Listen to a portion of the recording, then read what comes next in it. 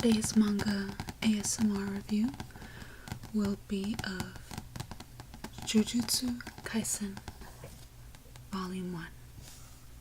This is a story and art by Gigi Akutami, and it's published by Shonen Jump, which is a popular magazine in Japan that publishes weekly manga, and it's owned by Viz Media. You may have heard of many other Shonen Jump titles such as Naruto, Death Note, My Hero Academia, Black Clover, Dragon Ball Z, I believe is one, Bleach, I'm blanking out, but a lot of the popular series that you'll see often come from Shonen Jump.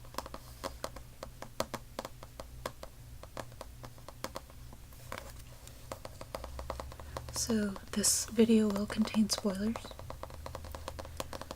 If you're not into that, then I don't recommend watching. I'm gonna summarize for y'all what happened in Volume 1 of this manga.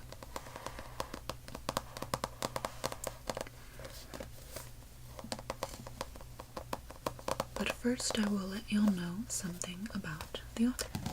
So compared to the previous author that I covered, Gigi Akutami actually has quite the experience in primarily short stories, but the one that really got her to publish Jujutsu Kaisen was its prequel titled Tokyo Metropolitan Magic Technical School, and this was published in 2017 in Jump Giga Volume 1 through Volume 4. It was fairly short, I believe only a couple pages. I think it was a one-shot. Before that, she had published other small one-shots. Number 9, Nikai Bongai Barabara Jura, I hope I pronounced that right, and Kamishiro Sosa. So she had quite the experience working with Jump, but it was that 2017 one-shot that got a chance to publish Jujutsu Kaisen as a full-fledged series in Shonen Jump. And Jujutsu Kaisen was finally released in 2018. Jujutsu Kaisen stars this boy on the cover called Yuji Itadori. So the first page opens up to the little character that Gigi Akutami uses, as well as a little message. And down here it tells you, published a few short works before starting Jujutsu Kaisen, which began serialization in Weekly Shonen Jump in 2018.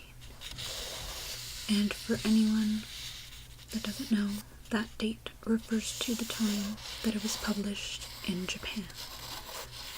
Oftentimes, the West will get manga months, not years, later.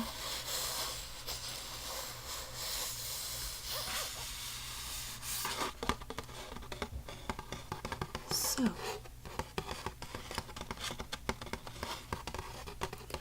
the story revolves around this high schooler, who I would say is very laid back. As I said, we have some credits, and he is in a supernatural club simply because it interests him, even though he's very athletic, and the higher-ups in school as well as other teens really want him to join their club. In fact, I think it's been a little while since I've read this.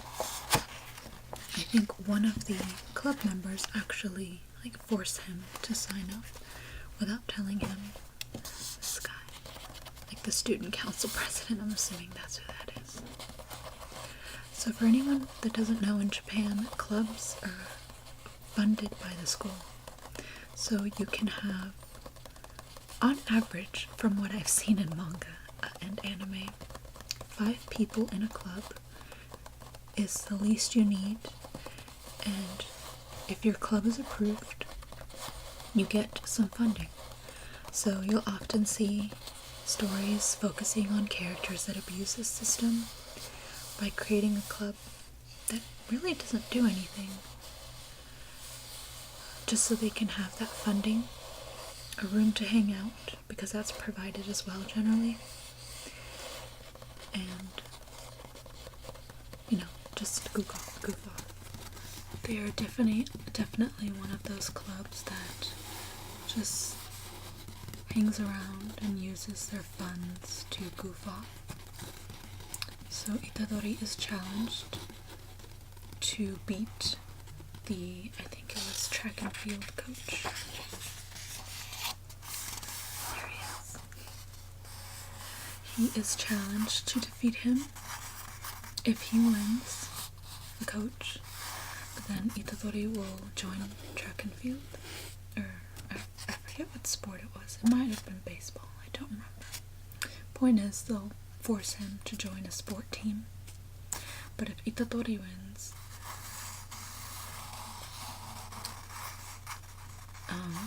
they'll give up completely trying to recruit him. So he accepts immediately. These panels are funny.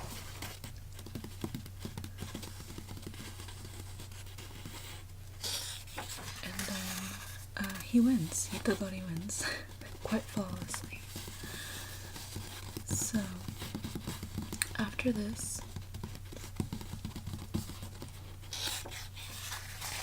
he meets this character,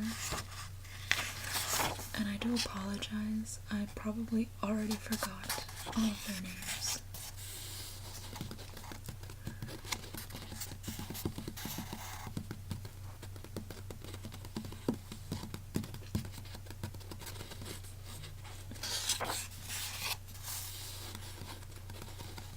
Oh, that's right, his grandfather.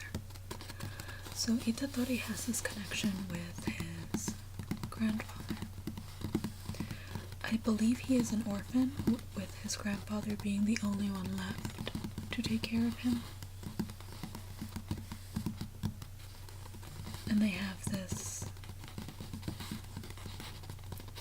I would say, close relationship, but the way they act towards each other is similar to, you know, people who are frustrated with each other. I would say it's comparable to Bakugo and his mother from My Hero Academia.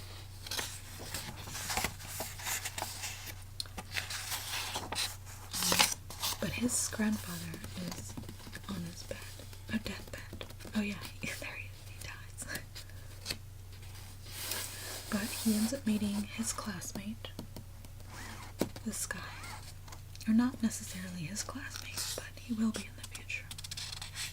But we'll get to that. And he asks him if he possesses this magical artifact that is the finger of a very powerful being that was split up. But this finger, this artifact, is powerful, and it will attract dark energy and create a monster that could terrorize people. Itadori turned out to have it because he found it, but he gave it to his club mates because, you know, they're the supernatural club, and even though they goof off, they do have a genuine interest in it. So the manga cuts to them in the club room. Well, this guy, Megumi Fushiguro. I'll just call him Megumi for now. So Megumi explains to him how powerful this artifact is and how important it is for him to take it back. It's a cursed object with a special grade. But as I said, Itadori,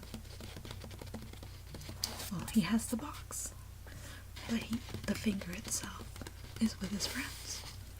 So the manga cuts to them in the club room, and the finger is wrapped in this paper, which is a seal. So the girl ends up opening it and releasing the demon from the finger, which turns into this grotesque monster that captures them. And it's up to Itadori and Megumi to free them.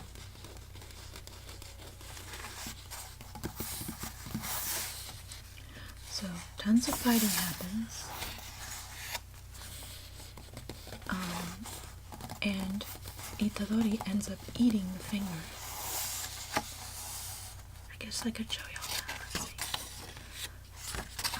Yeah. So you might be able to see some of the monsters. They're quite interesting. I like seeing what artists come up with as far as creatures. So they fight. Itadori shows up. He eats the finger.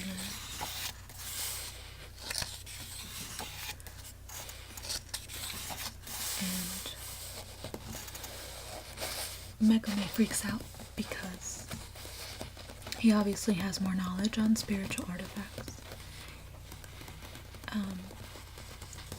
And eating something that powerful will generally either kill the person or will turn them or have them become possessed by the demon. So he immediately gestures and implies that he is going to kill Itadori, exorcise him.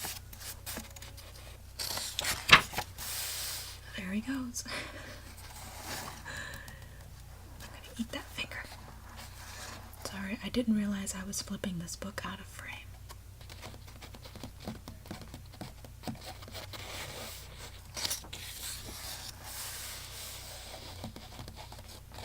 One thing I forgot to mention is that Itadori is abnormally skilled with sports. So this gave him an advantage for anyone who couldn't let go of their suspension of disbelief. It's shonen. I mean, shonen logic is always really strange when it comes to the strength of characters. But this comes into play when the spirit tries to possess Itadori. And Itadori inside of his body can actually somewhat fight back and comes back into consciousness. But he did eat this powerful artifact, so he's captured by Megumi's bosses. Here are some facts. Yuji Itadori. He is 173 centimeters tall and will probably keep growing. He's actually heavy and weighs about 80 kilograms, but his body fat percentage is in the single digits. He loves TV. He has a huge repertoire of cocked impersonations. He is not picky with food. After all, he ate a finger. He's not really a hoodie guy, he just wears it because he can be indecisive. So I would say he's very laid back of a character.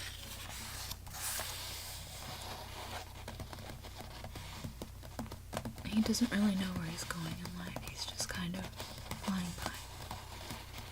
And now we are introduced to Megumi's teacher,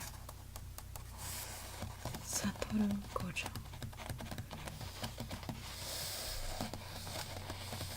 So Itadori is captured by this organization that deals with the spiritual. I think they call themselves sorcerers. I don't remember.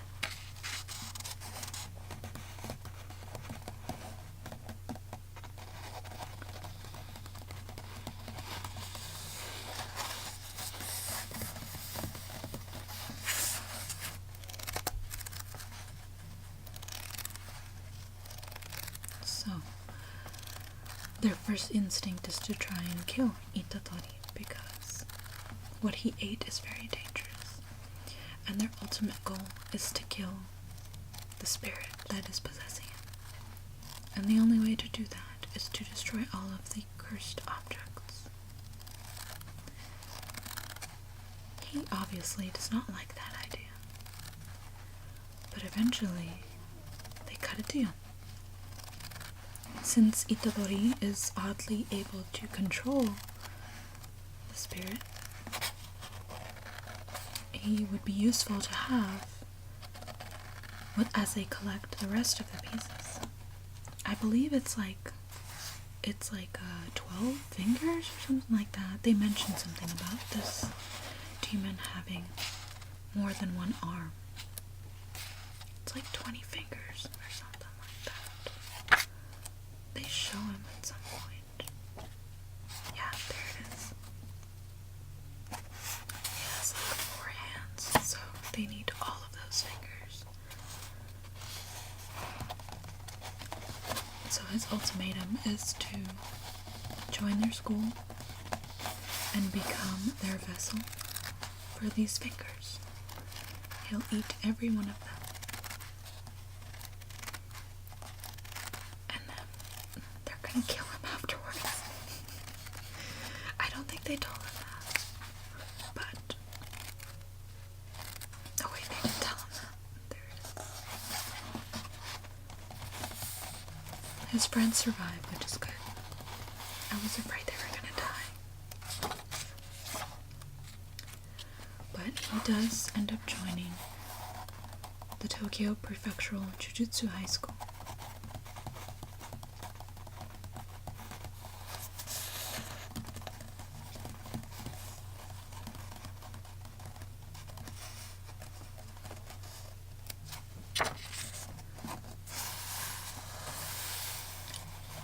I mentioned this in my last video where I reviewed manga, but as you can see, the mangakas put little special notes in between chapters. So he joins, he meets another classmate, which happens to be a girl. Also, the demon is still sentient in his body and will often manifest like that against his body. That was one thing that attracted me to this manga at first. It reminded me of Parasite due to the fact that he had a mouth in his hand. If you've never heard of Parasite, it's a very classic manga. I never finished it, but I got pretty far and I liked it. It was about aliens though, not spiritual beings.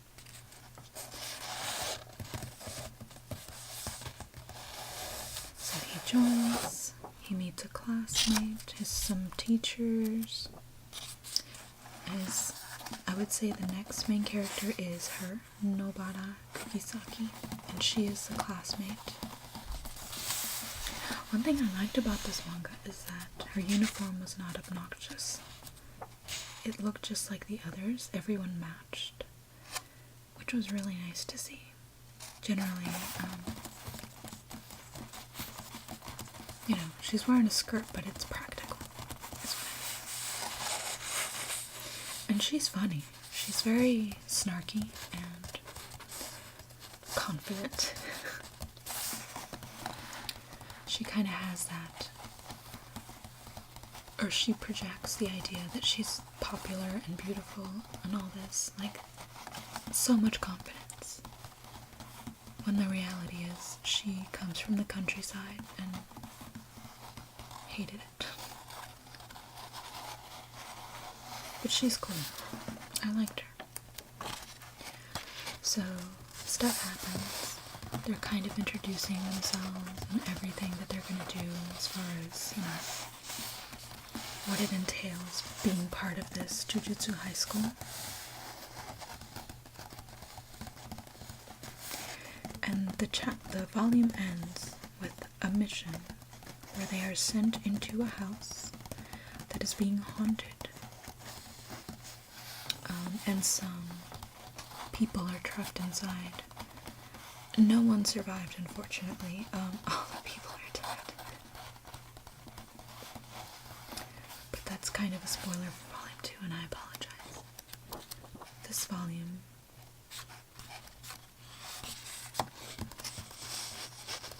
oh, I apologize. I forgot about this part.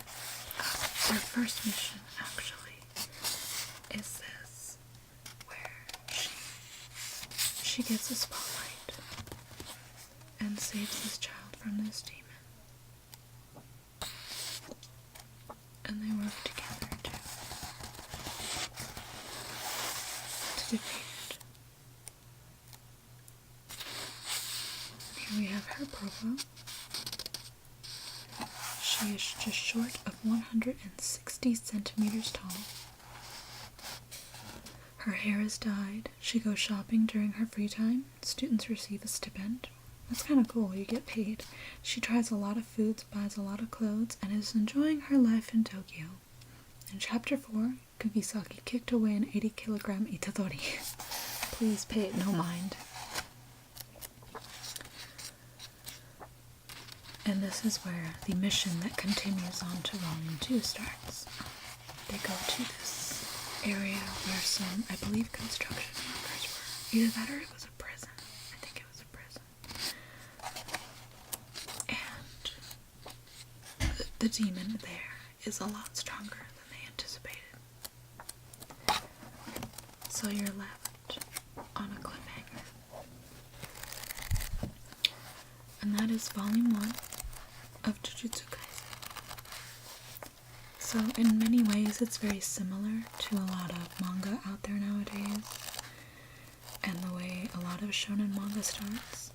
You have our normal protagonist who is given a special ability and is then either sent to a school to learn to use it, or he gets a mentor that will teach that will teach them how to use it. I've seen this with Bleach. I've seen this with Naruto, My Hero Academia, and many others. But I like the theme of this one. It's very unique, and I haven't seen something like it in a while.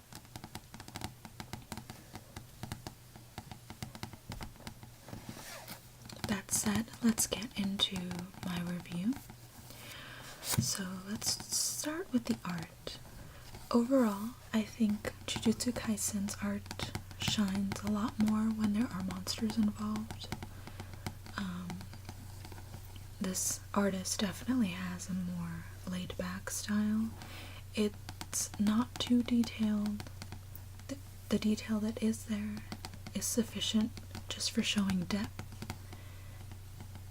But overall, I think they have a lot of improvement to do. It's not bad art though. I like the sharpness of it.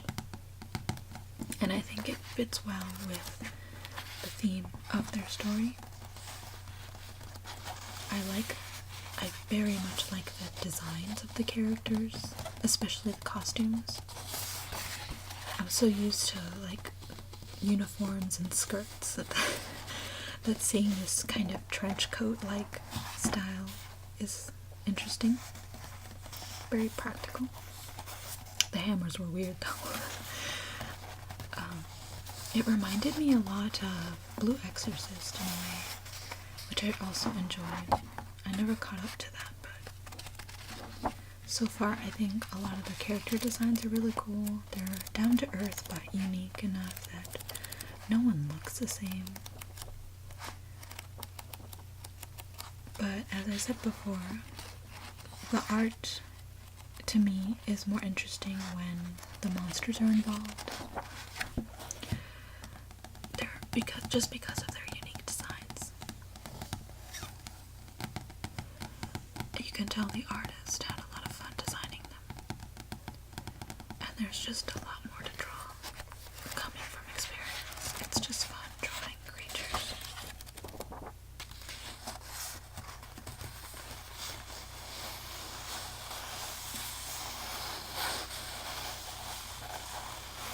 I think the action scenes could use a little work. I remember reading one panel where it was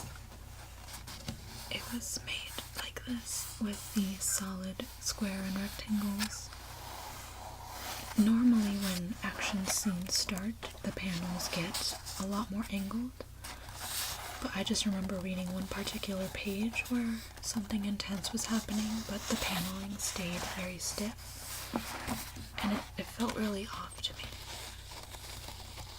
Other than that, though, again, the art is fine. Nothing too special, but I can tell improvement will come. And I don't mind it.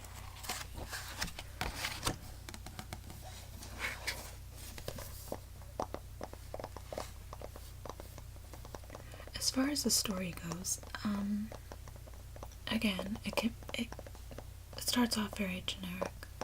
I'm not done with volume 2, so I can't tell y'all or promise that it will get better, but I've heard that volume 1 is very lackluster compared to the rest of the series. This is getting an anime, so it was popular enough to warrant giving a full-blown TV show a chance. That said, I do like the main character. I think he's a little fresh. We've seen enthusiastic protagonists a lot, so having kind of a no-nonsense, laid-back dude is pretty cool. He definitely is still gonna go through that shonen protagonist, learning how to use my powers phase, but it's nice seeing that he doesn't hesitate. As much as I know it makes sense for teenagers to hesitate during a fight with supernatural beings, it can get annoying when you just want them to do something. Like, standing there all shocked and trying to think about it isn't going to do anything. The characters themselves are, so far, likable. I liked everyone introduced. There were some villains I did not mention because they were really only referenced a little bit. But obviously, if there's evil spirits going around, there's going to be an organization that's on their side and also want the 20 fingers for themselves. But they didn't really have a role in this volume.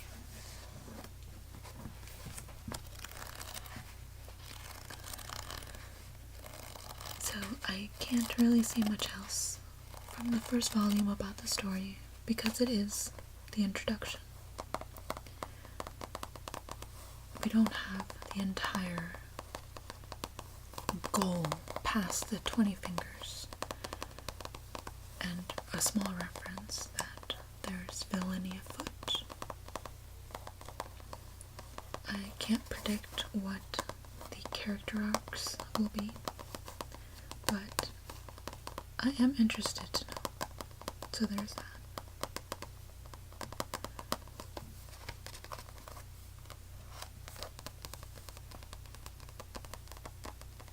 Do let me know what y'all think. I've been meaning to read this one for a while, so I'm glad to have finally gotten the chance. And so far, I am enjoying volume 2. So I would give this a 7 out of 10. It's average, but it's not bad. And it's entertaining enough that I do want to keep reading. I'm sorry.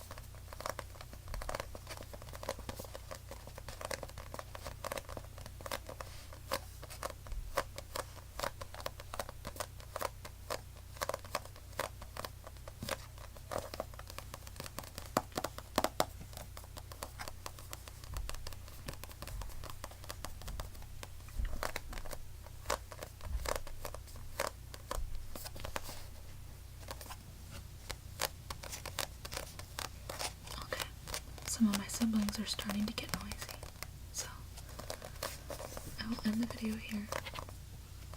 Thank you so much for watching, and I will see you in my next video.